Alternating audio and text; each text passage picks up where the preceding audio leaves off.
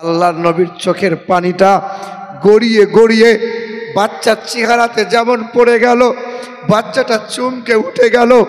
দরজার কাছে একটা নতুন মেহমান এসে দাঁড়িয়েছিল। ওই মেহমানের নাম ছিল মালাকুল মউত। পানি নিলাম না, পবিত্রতা অর্জন করলাম না, তাস, লটারি, জোয়া, সুদ সব হারাম কাজে যুক্ত হলাম, কিন্তু আমি মুসলমান, আপনি মুসলমান। আমার আপনার মতো মানুষ যখন মারা যাবে, সমাজের মানুষ কেউ তার শ্মশানের চিতায় শোয়াবে না, ঠাড়ো করে কেউ পুঁতেও দেবে না।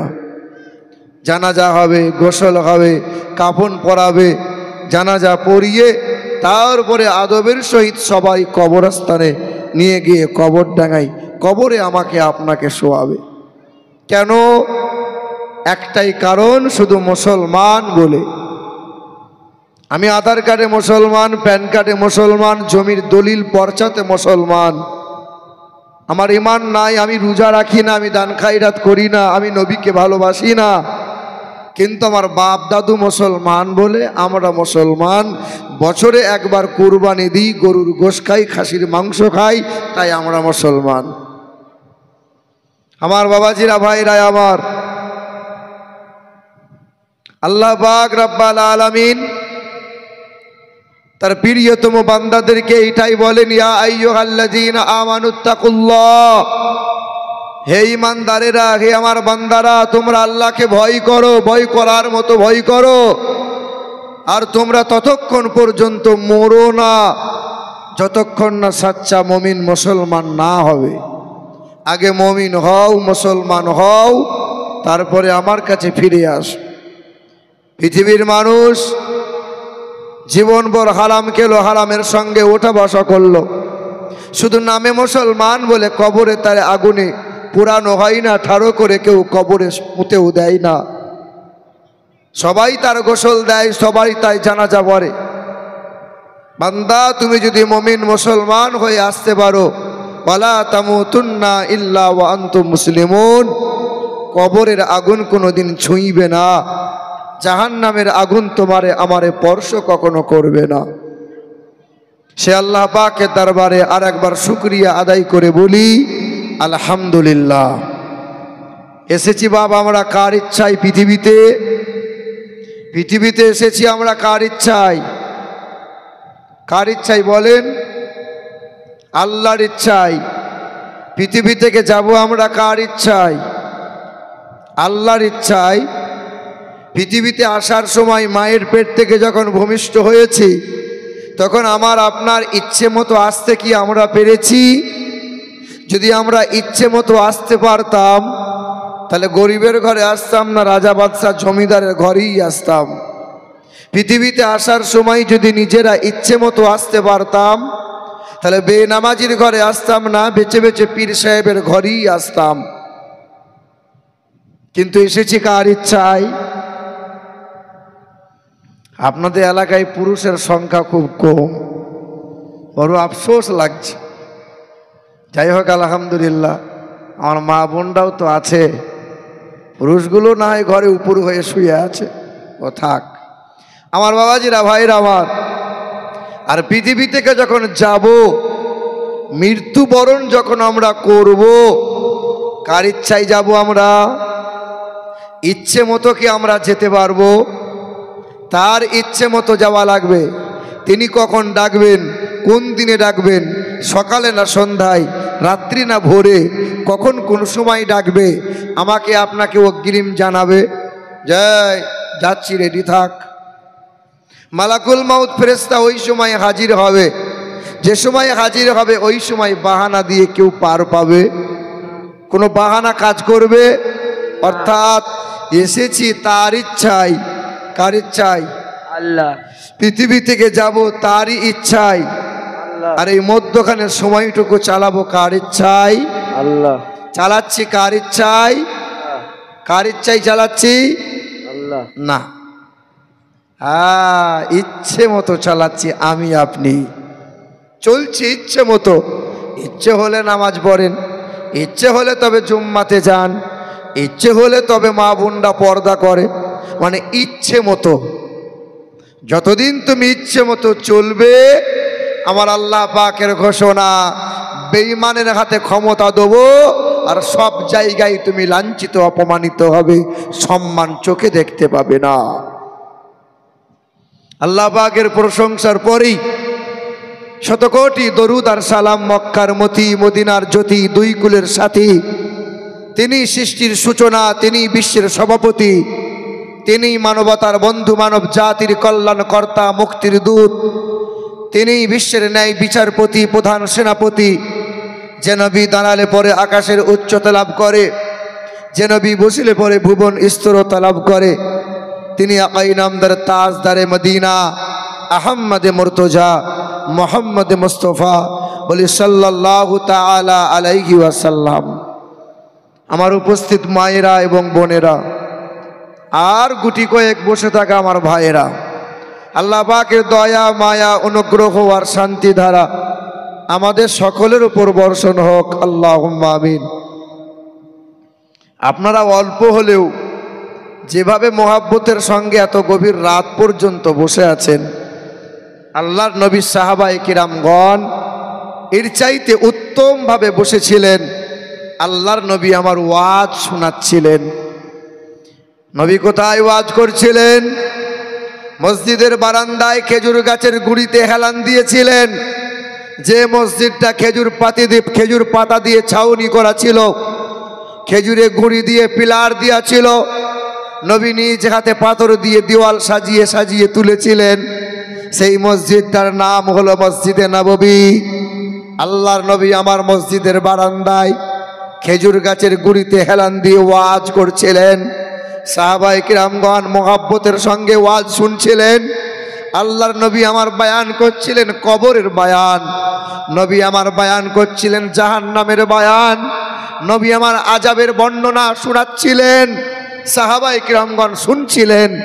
আর দয়ার রাসূল আমার কথার ফাঁকে ফাঁকে বারবার একটাই কথা বলছিলেন, ইয়া রাব্বি হাবলি উম্মতি। আল্লাহ, আমার উম্মতির কি হবে? আল্লাহ, আমার এই উম্মতির কি হবে? এমন সময় একজন মহিলা ঘর থেকে এসেছে। নবীর বিবির একজন দাসী, কাজের মেয়ে। ওই মেয়েটা দৌড়ে এসে মসজিদের সামনে দাঁড়াইয়ে আল্লাহর নবীকে বলছেন, আসসালামু আলাইকা ইয়া রাসূলুল্লাহ, আসসালামু আলাইকা ইয়া হাবিবাল্লাহ। আল্লাহর নবী মাথা তুলে সালামের জবাব দিয়ে বলছেন, মা কি হয়েছে রে? বলে, ইয়া রাসূলুল্লাহ, একবার বাড়ি চলুন না, আম্মা জান আপনাকে স্মরণ করেছেন। আম্মা জান মানে নবীর বিবিগণ, আমাদের মা নবীর বিবিগণেরা। আর নবী হলেন রুহানি পিতা, দয়ার নবীর বিবি উম্মাহাতুল মুমিনিন, আমাদের মা। তাই দাসী বলছেন, আপনার বিবি মানে আমার মা আপনাকে ডাক দিয়েছেন। আল্লাহর নবী বলছেন, মা তুই বাড়ি চল, আমি যাচ্ছি। ওই মাদিটা দৌড়ে বাড়ি চলে গেল। আল্লাহর নবী আমার বাড়ি যাওয়ার ভাবনা ত্যাগ করে দিয়েছেন। বাড়ি যাওয়ার ভাবনাকে ত্যাগ করে এই গুনাহগার উম্মতির কথা ভাবতে ভাবতে নবী বাড়ি যাওয়ার কথা আল্লাহ রাসূল কিছু সময় ধরেই ত্যাগ করেছেন, বাড়ি যাওয়ার হলো না। নবী বাড়ি যায় নাই বলে দ্বিতীয়বার ওই মহিলাটা, ওই কাজের মেয়ে, ওই দাসী, ওই বাঁদিটা আবার এসে মসজিদের সামনে দাঁড়াইয়ে আল্লাহর নবীকে বলছেন, আসসালামু আলাইকা ইয়া রাসূলুল্লাহ। আল্লাহর নবী সালামের জবাব দিয়ে বলছেন, মা কি হয়েছে রে? বলে, ইয়া রাসূলুল্লাহ, আম্মা আপনাকে ডাক দিয়েছেন, একবার বাড়ি চলুন না। আল্লাহর নবী দ্বিতীয়বারও বললেন, মা তুই বাড়ি চল, আমি যাচ্ছি। নবী আমার যাচ্ছি বলি এই উম্মতির কথা ভাবতে ভাবতে নবীজি বাড়ি যাওয়ার ভাবনাকে নবী ত্যাগ করে দিয়েছেন।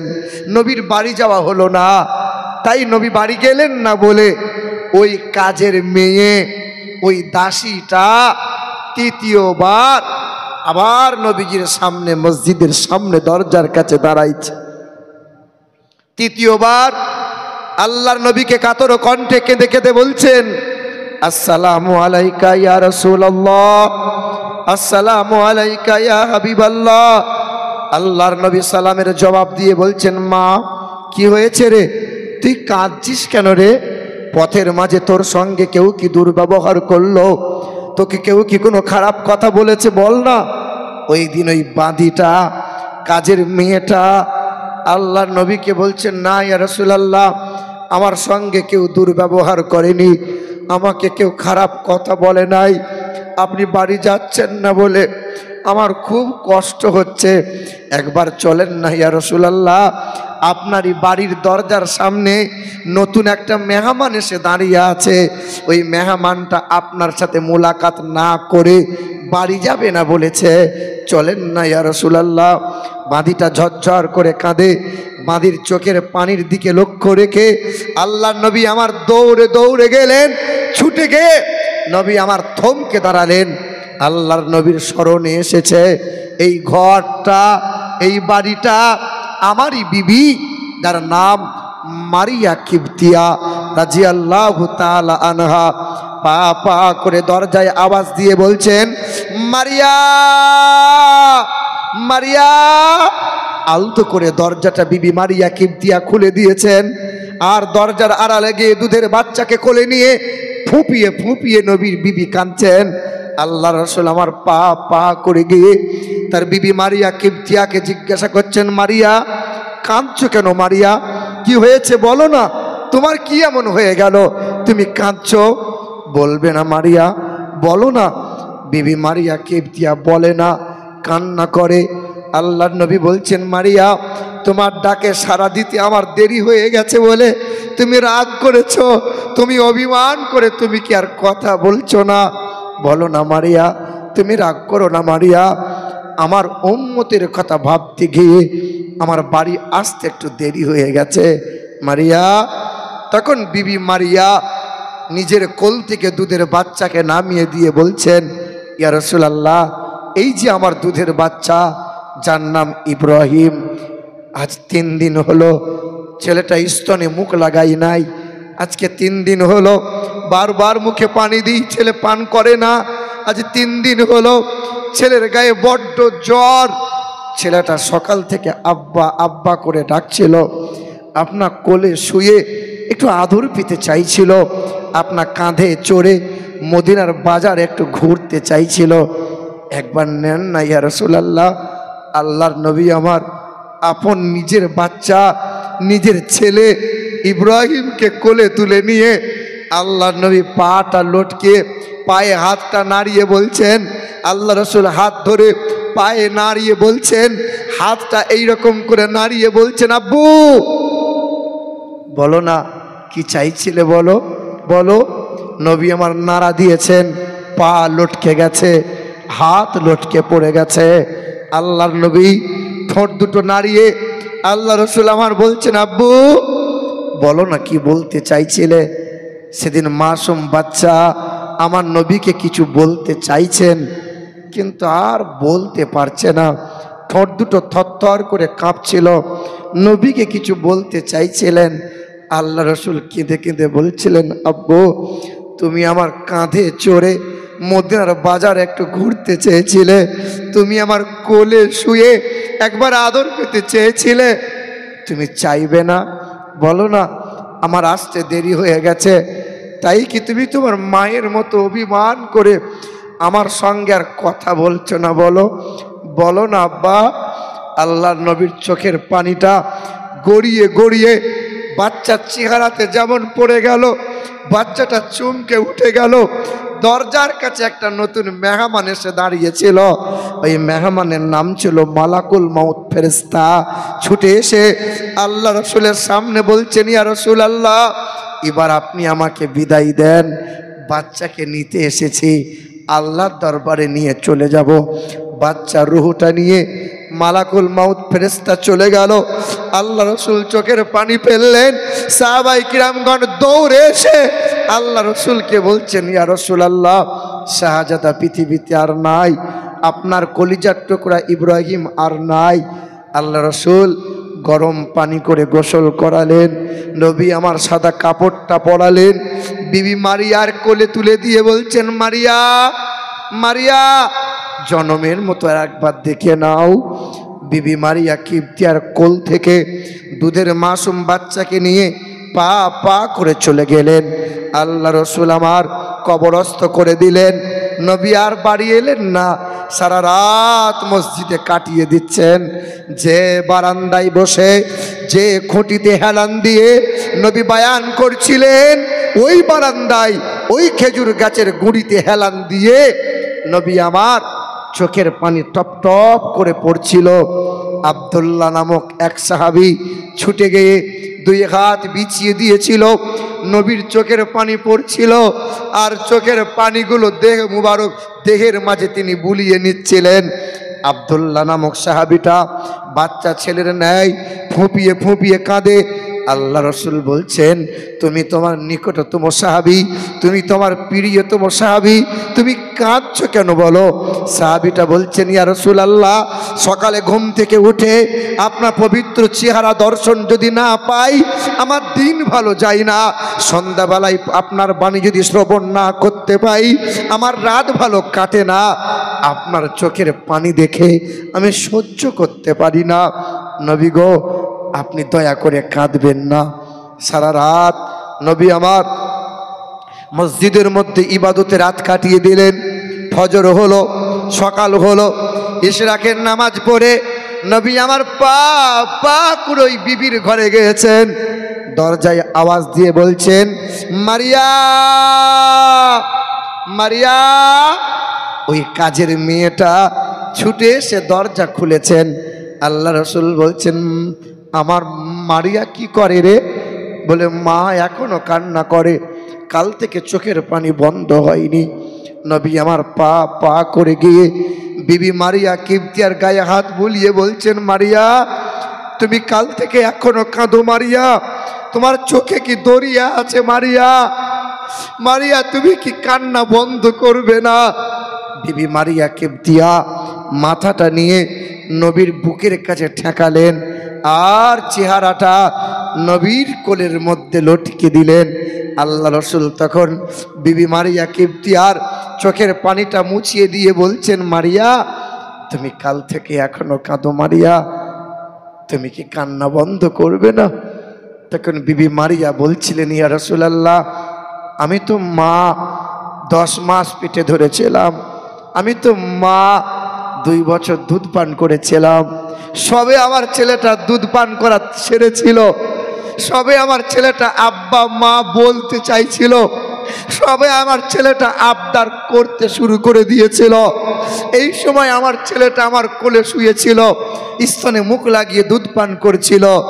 আমি মা ছেলেটার দিকে তাকিয়ে থাকতাম, আমার ছেলেটা খিলখিল করে হাসতো। আমি মা আমার কলজেটা ঠান্ডা হয়ে যেত। সেদিন আল্লাহ রসুল বলছেন, মারিয়া তোমার খুব কষ্ট হচ্ছে বলো? মারিয়া তুমি তোমার ছেলেটাকে দেখবে? বলো না মারিয়া, তুমি দেখবে? দেখবে মারিয়া? নবী আমার উঠানে নেমে গেলেন, ওই আঙিনায় দাঁড়াইয়ে আকাশের দিকে এই শাহাদত আঙ্গুলটা করে ইশারা করছেন, মারিয়া, মারিয়া ওই যে দেখবে এসো মারিয়া, ওই যে জান্নাতের বাগানে তোমার ছেলেটা কেমন করে ছুটছে, দেখো দেখো না, দাই হুড়েরা নিয়ে বাচ্চাকে কেমন করে আদর করছে, বাচ্চাটা খিলখিল করে হাসছে, তুমি একবার দেখো মারিয়া। বিবি মারিয়া কিবতিয়া গেলেন, নবীর কাছে গিয়ে হাতটা ধরে নামিয়ে দিলেন। আল্লাহ রসুল বলছেন, মারিয়া তুমি তোমার বাচ্চা দেখবে না? দেখবে না মারিয়া? তখন নবীর বিবি মারিয়া কিবতিয়া বলছেন, না ইয়া রাসূলুল্লাহ, আমি দেখব না। কেন? বলে, আমি যদি ছুটে গিয়ে দেখি বিশ্বাসটা আমার চোখের ওপর হয়ে যাবে, আপনার ওপর তো হবে না ইয়া রাসূলুল্লাহ। আপনি বলে দিয়েছেন, আমি মেনে নিয়েছি, আমার ছেলেটা জান্নাতের বাগানে খেলা করছে, খিলখিল করে হাসছে। সেদিন বিবি মারিয়া কিবতিয়া আকাশের দিকে মানে মালিকের দরবারে দুটো হাত তুলে বলেছিলেন, ওগো দয়ার মালিক, এত নবী রসুল পয়গম্বর এলো, সংসার তারাও করেছিল, কখনো কখনো সংসার করতে গিয়ে এই উম্মতের কথা ভুলে গিয়েছিল, কিন্তু এমন একটা নবী পাঠিয়েছিল এমন একটা নবী পাঠিয়েছো মালিক, যে নবী বউ বাচ্চার ভাবনা ত্যাগ করে দেয়, সংসারের ভাবনাকে উজাড় করে দেয়, কিন্তু 1 মিনিটের জন্য এই উম্মতিকে বলতে পারে না। সেদিন আল্লাহ রসুল কেঁদেছিলেন আর বলেছিলেন, মারিয়া, আমার উম্মতকে আমি বড় ভালোবাসি, সব উজাড় করতে পারি, কিন্তু আমার উম্মতকে ভুলতে পারি না, আমি আমার উম্মতকে ভুলে যেতে পারি না। তাই তো দয়ার নবী হায়াতে 63 সাল জাহিরি জিন্দেগিতে জীবনভর এই উম্মতের ভাবনা ভেবেছেন, উম্মতের জন্য কান্না করেছেন। হায়াতুন নবী, জিন্দা নবী, আজও উম্মতের জন্য কাঁদছেন। কালও তোমার আমার জন্যই হাসরের ময়দানে কাঁদবেন। ওই নবীজির মোহাব্বতে ভক্তি ভরে সকলে ঝুমে ঝুমে আর একবার দরুদ শরীফ পড়েন, আল্লাহুম্মা সাইয়্যিদানা মুহাম্মাদ ওয়া আলা আলি সাইয়্যিদানা